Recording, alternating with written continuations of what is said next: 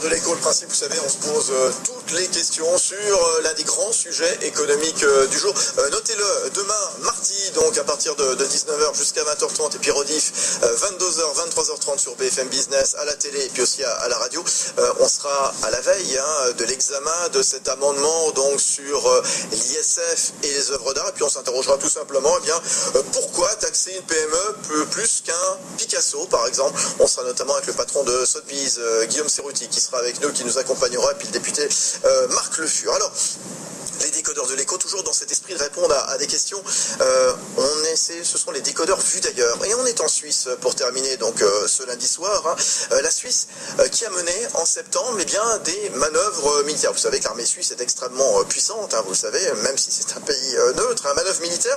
Pour se préparer à quoi? Alors pas forcément une invasion de l'Union soviétique, c'est terminé. Vous savez, depuis 20 ans, la menace a disparu, depuis un petit plus de 20 ans, non? Mais à ce qu'ils considèrent peut-être comme la menace actuelle de 2012, le chaos social européen. Benaouda Abdelhaim, vous avez vu cette information dans la presse helvétique, l'armée qui s'entraîne à des scénarios de violence civile liés à l'instabilité économique en Europe. C'est terrifiant. Oui, une armée très organisée, très transparente. Sur le site du ministère de la Défense suisse, on trouve ça, en cherchant, c'est assez simple. Un exercice grandeur nature avec 2000 soldats,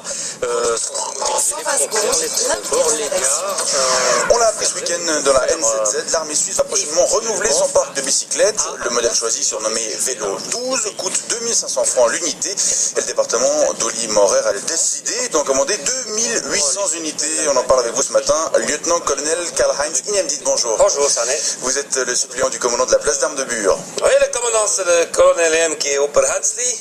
Il ne pouvait pas être là ce matin. Il a l'inspection des sous-officiers qui sont actuellement en bivac au lac Noir. Mais il vous salue cordial. Merci beaucoup. Alors parlons de ce nouveau vélo qui va remplacer un modèle qui date lui il y a 20 ans. Oui, c'était le Fahrrad 93. C'était le vélo 93. 93, oui, c'est juste. Il avait 7 vitesses et il avait lui-même remplacé à l'époque le Fahrrad 05.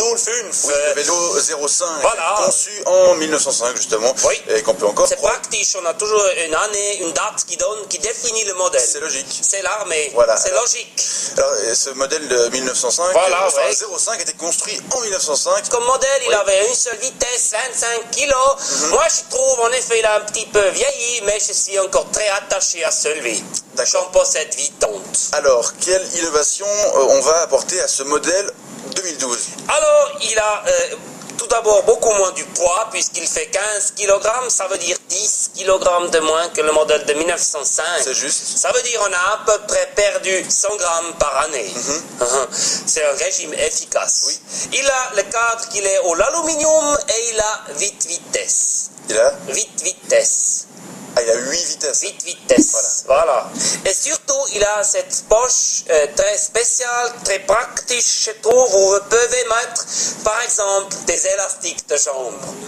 Et partout sauf dans certains budgets, c'est-à-dire l'intérieur et la défense, comme c'est entre parenthèses le cas en France où c'est le ministère de l'Intérieur, le budget du ministère de l'Intérieur est préservé, en se disant que s'il faut faire face, il va falloir faire face très vite et massivement. Et apparemment, il ne s'en cache pas du tout de ces exercices. Menace réelle ou pas, Benaouda Abdelhaim? Regardons ce qui s'est passé mardi dernier, quand Angela Merkel elle est venue en Grèce, en terrain extrêmement miné. Il y avait quand même 7000 policiers et militaires, 7000 donc dans la capitale grecque, un petit pays finalement de 10 millions d'habitants, 7000 pour assurer donc la sécurité de la chancelière fédérale. C'est qu'on avait peur alors. On a comme si c'était un chef d'État d'un État ennemi finalement, d'un État avec lequel le peuple grec était en guerre. Il y a des voix, des signaux qui montent, mais qui sont très peu entendus. Il y a eu un rapport tout récent de la Confédération syndicale internationale qui explique qu'avec l'intensification de l'austérité, ça peut basculer dans des troubles sociaux et après politiques et déboucher sur finalement la guerre. Il y a eu l'ancien président du Portugal, Jorge Sampaio, qui a fait un chat sur le site du Monde il y a quelques jours en disant quelque chose.